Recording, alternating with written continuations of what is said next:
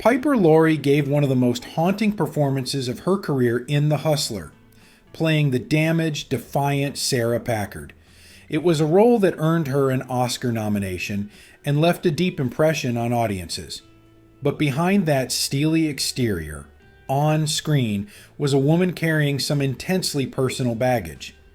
Years later, she'd reveal a disturbing encounter with a Hollywood icon, someone who would go on to become President of the United States. The story? Let's just say it wasn't in the script, and it left her with lifelong regrets. The Hustler, directed by Robert Rossen in 1961, isn't just a movie about pool. It's a deep, psychologically rich character study set against the smoky backdrop of seedy pool halls and unspoken dreams. Based on the 1959 novel by Walter Tevis, the film was adapted by Rossen and Sidney Carroll. Rossen, best known for All the King's Men, brought a gritty, almost documentary-like realism to the film that set it apart from other studio fare of the era. Paul Newman's turn as Fast Eddie Felson became one of his signature roles, one that captured the arrogance, vulnerability, and ultimately the redemption of a man obsessed with greatness. Eddie is a natural at pool, but his ego and lack of emotional maturity trip him up at every turn. After losing to the legendary Minnesota Fats in an epic all-night showdown, he's left physically and spiritually broken. Enter Sarah Packard, an enigmatic, limping writer with a drinking problem and a philosophical streak. She becomes his companion, his mirror, and eventually his conscience. The cast was stacked with powerhouses. Jackie Gleason, mostly known for comedic roles, brought an unexpected gravitas to Minnesota Fats. His smooth, methodical playing style and impeccable suits made him a figure of cool calculation. George C. Scott was chilling as Burt Gordon, a manipulative manager who sees people in terms of profit margins. His role earned him an Oscar nod, though he famously declined the nomination, calling the process demeaning. Filming took place entirely on location in New York City, giving the movie an unvarnished texture that studio backlots simply couldn't replicate. The crew used two now-defunct pool halls as primary shooting locations, and Rossen's decision to light scenes in stark black and white heightened the moral contrast at the heart of the film. The cinematography, by Eugen Shuftan, won an Academy Award, thanks to its claustrophobic angles and moody lighting. Paul Newman didn't just act the part, he trained like an athlete. He installed a pool table in his home and practiced relentlessly, sometimes up to 6 hours a day. When he challenged Gleason to a game on set, he learned a harsh lesson. Gleason, a real-life pool shark, cleared the table without giving Newman a second shot. Newman would later joke that the loss was the best lesson Fast Eddie could have gotten. Speaking of Gleason, his legendary status extended beyond the pool table. His mood on set often dictated the vibe of the entire production. On St. Patrick's Day, the crew replaced all the standard lighting gels with green ones. Gleason walked in, admired the ambiance, and told everyone to take the day off. No arguments. That was the power he held, not just as an actor, but as a presence. Piper Laurie took a more methodical, introspective approach to her role. She spent time people-watching at the Greyhound terminal, soaking in the loneliness and quiet despair of late-night travelers. To develop Sarah's limp, she tried putting pebbles in her shoes, before ultimately deciding to internalize the pain instead of faking it.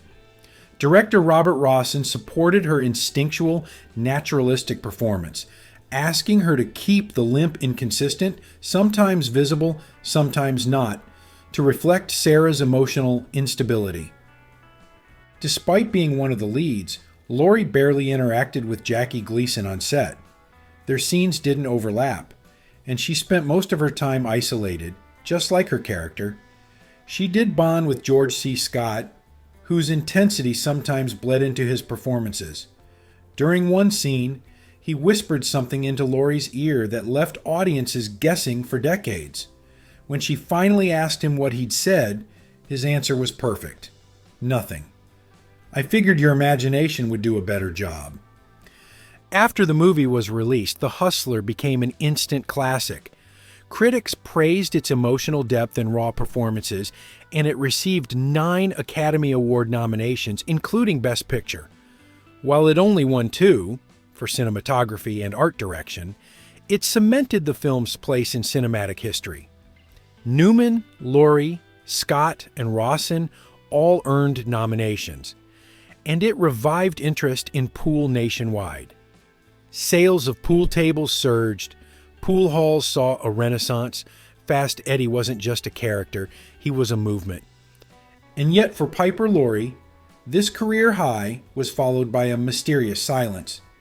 She stepped away from Hollywood completely, choosing instead to focus on her family. For 15 years, she didn't make another film. It wasn't until 1976 that she returned with a vengeance, playing Margaret White, the deranged mother in Brian De Palma's Carrie. That role earned her a second Oscar nomination and reminded audiences of her formidable talent.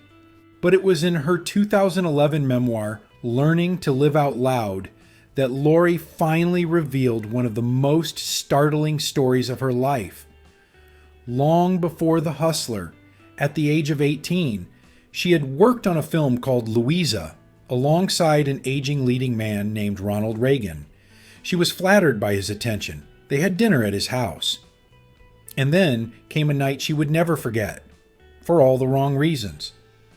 Laurie described the encounter in painful detail: awkward small talk, overcooked hamburgers, and a sexual experience that left her feeling confused and ashamed. Reagan, she said, was boastful, insensitive, and afterwards he blamed her for not achieving an orgasm. He even suggested she see a doctor. It was a memory she buried for years, only to unearth it decades later when Reagan was long out of office. When Reagan became president, Laurie received an invitation to a White House event. She turned it down. The past was still too raw. Later, she would express regret about including the story in her book, not because it wasn't true, but because it left her vulnerable in ways she hadn't anticipated. Still, the revelation reshaped how many viewed the squeaky clean image of Reagan and added a complicated new layer to Laurie's legacy. So the next time you watch The Hustler, take a moment to appreciate the layers behind the quiet sadness of Sarah Packard. Because behind that performance is a woman with a story that's as dramatic and sometimes as disturbing as anything in the film. Now it's time to hear from you. What's your take on Piper Laurie's explosive revelations and her turn in The Hustler? Do behind-the-scenes stories change how you watch a film? Drop your thoughts in the comments and let's talk about it.